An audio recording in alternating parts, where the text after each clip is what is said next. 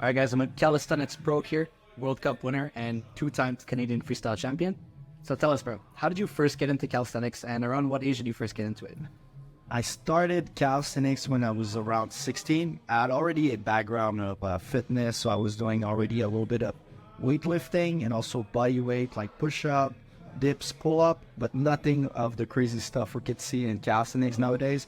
And a little bit before I turned 60, I started doing muscle up in the gym and tried to start learning the handstand by myself. And that's pretty much where it sparked the passion for calisthenics. So I've been doing calisthenics for almost 10 years now, but I've been training for over 15 years in total. So it's been a huge part, quite a long time. If you could go back to when you were just starting out, is there anything that you would change and do differently to achieve greater success than you've already achieved? Excellent question. Of course, honestly, I think I've learned more in, let's say, 1 year after getting into competition, meeting high-level athletes, than I learned in like 5 years when I started, because I was training by myself. I didn't have any coach. I was pretty much the only athletes in my city, in my hometown, that was training calisthenics. So that was the hardest part.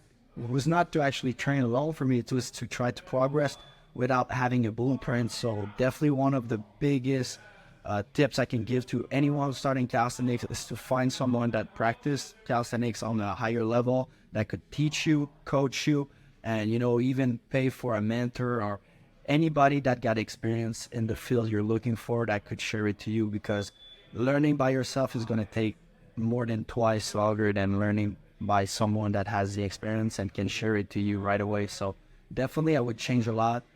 Definitely the way I approach my training. I think we've spoke a little bit already before about like the intensity.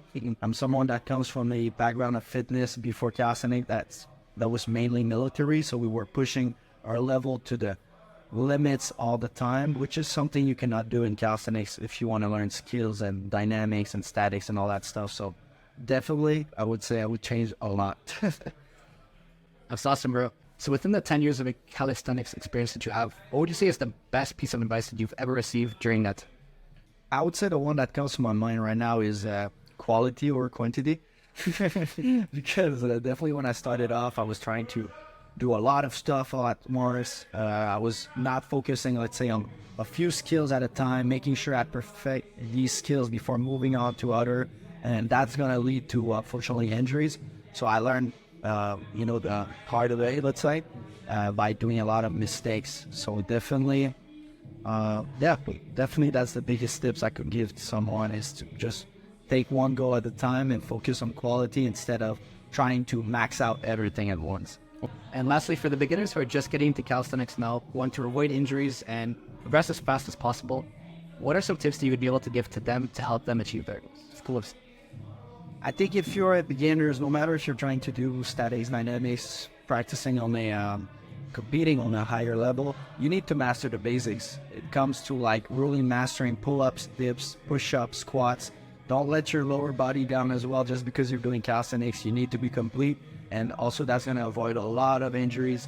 A lot of people are doing planche right now and they're having lower back pain because their glutes and all the lower body is not keeping up with the upper body. So the midsection is taking everything right now. So I would say definitely master the basics and scale up the intensity as you feel comfortable and you feel ready.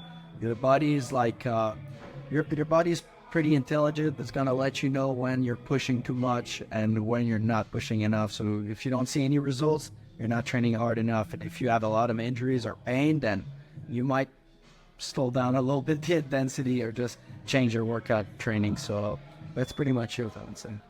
Amazing. Thanks so much, bro. You're welcome. Thanks for having me.